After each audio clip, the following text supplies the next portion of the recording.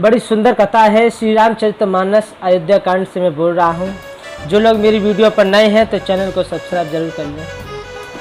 तो श्री राम जी ने केवट से नाम मांगी और वह लाता नहीं। वह कहने लगा, मैंने तुम्हारा मर्म भेद जान लिया है। तुम्हारे चरण कमलों की धूल के लिए सब लोग कहते हैं कि वे मनुष्य बना देने वाली कोई जड़ी है।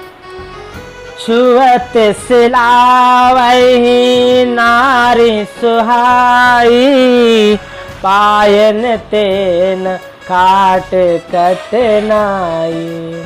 जिसके छूते ही पत्थर की सिला सुंदर स्त्री हो गई। और मेरी नाक तो खाटकी है, खाट पत्थर से कठोर तो होता नहीं। मेरी नाक भी मुनि स्त्री हो जाएगी और इस प्रकार मेरी नाव उड़ जाएगी। मैं लुट जाऊंगा, रास्ता रुक जाएगा जिससे आप पार ना हो सकेंगे। मेरी रोजी मारी जाएगी, मेरे कमाने खाने की जो चीज है वो मारी जाएगी। है ही प्रतिपाल हूँ सब परिवार, नहीं जान हूँ कछु और कवार। मैं तो इस नाव से सारे परिवार का पालन पोषण करता हूँ, दूसरा कोई धंधा मैं जानता नहीं। सो हे प्रभु, यदि तुम अवश्य ही पार जाना चाहते हो तो मुझे पहले अपने चरण कमल पखारने दो। पद कमल दोई चढ़ाई, नावन नाथ उतराई छो, मोई राम रावरियान दशरथ सपत सब साची कहो। हे नाथ, मैं चरण कमल धोकर आप लोगों को नाव पर चढ़ा लूंगा। मैं आपसे कुछ उतराई नहीं चाहता। हे राम, मुझे आपकी दुहाई और दशरथ जी की सौगंध है, मैं सब सच सच कहता हूँ। लक्ष्मण भले ही मुझे तीर मारे, पर जब तक मैं पैरों को फखार न लूंगा तब तक हे तुलसीदास के नाथ, हे कृपालु, मैं पार नहीं उतारूंगा। सुन के वट के वेन, प्रेम लपेटे अटपटे, वियसे करुणाएन चितई, जानकी लखन तन।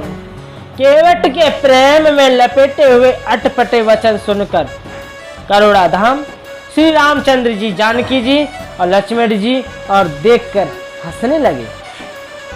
कृपा सिंधु बोले मुस्काई, सोई कर जे तब नाव न जाई। कृपा के समुद्र श्री रामचंद्र जी केवट से मुस्कुराकर बोले, भाई तू वही कर जिससे तेरी नाव न जाए। जल्दी पानी ला और पैर को धो, देर हो रही है, हमें थोड़ा पार उतार दे। जा सुनाम सुमेरत एक बारा, उतर ही नर भव सिंधु अपारा। एक बार जिनका नाम स्मरण करते ही मनुष्य अपार भवसागर से पार उतर जाते हैं, और जिन्होंने वामन अवतार में जगत को 3 पग से भी छोटा कर दिया था और 2 ही पग में त्रिलोक को नाप लिया, वही कृपालु श्री रामचंद्र जी गंगा जी से पार उतारने के लिए केवट का नेहरा कर रहे हैं। कितनी सुंदर बात है। पद न के निरख देव सरि हरसी, सुने प्रभु वचन मोय मत करसी। प्रभु के इन वचनों को सुनकर गंगा जी की बुद्धि मुंह से खिंच गई थी कि ये साक्षात भगवान होकर भी पार उतारने के लिए केवट का नेहरा कैसे कर रहे हैं। परंतु समीप आने पर अपनी उत्पत्ति के स्थान पदन खो को देखते ही उन्होंने पहचान कर देव नदी गंगा जी हर्षित हो गई और वह समझ गई कि भगवान की नर लीला कर रहे हैं। इससे उनका मोह नष्ट हो गया और इन चरणों का स्पर्श प्राप्त करके मैं धन्य होंगी, ये विचार कर वे हर्षित हो गई। केवट श्री रामचंद्र जी की आज्ञा पाकर कतौते में भरकर जल ले आए। बहुत सुंदर बात है। और अत्यंत आनंद और प्रेम में उमड़ कर वह भगवान के चरण कमलों को धोने लगा। सब देवता फूल बरसाने सिंघाने लगे कि इसके समान पुण्य कोई राशि कोई हो नहीं सकती।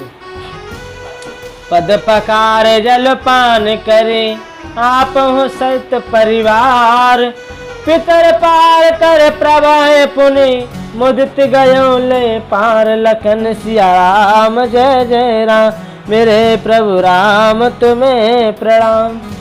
चरणों को धोकर और सारे परिवार सहित स्वयं उस जल चरणों को पीकर पहले उस महान पुण्य के द्वारा अपने पितरों को भवसागर से पार कर फिर आनंद पूर्वक प्रभु श्री रामचंद्र जी को गंगा जी के पार ले गया। तो निषाद राज और लक्ष्मण सहित सीता जी और श्री रामचंद्र जी नाव से उतरकर गंगा जी को रेत भालू में खड़े हो गए। तब केवट ने उतरकर दंडवत की और उसको दंडवत करते देखकर प्रभु को संकोच हुआ कि इसको कुछ दिया नहीं है। प्रेम से बोले श्री राम भगवान की जय। तो मेरे प्यारे श्रोताओं, आप लोगों ने देख लिया होगा केवट का जो प्रेम है वो कितना सुंदर है। ऐसे ही हमारा प्रेम प्रभु के तरफ होना चाहिए। हमारा जो प्रेम है वो निष्काम प्रेम होना चाहिए ईश्वर से। और प्रेम में इतनी बड़ी शक्ति है कि प्रेम में कभी ये नहीं देखा जाता है कि मैं अपने लिए कुछ करूं कि नहीं। वो सामने वाले के लिए करने के लिए तत्पर रहता है, वही तो प्रेम है। अपने लिए कुछ नहीं देखता लेकिन सामने वाले के लिए बहुत कुछ दिखता है। तो मेरे प्यारे श्रोताओं, भक्तजनों, आप लोगों को हमारी वीडियो कैसी लगी कमेंट बॉक्स में बताएं। जय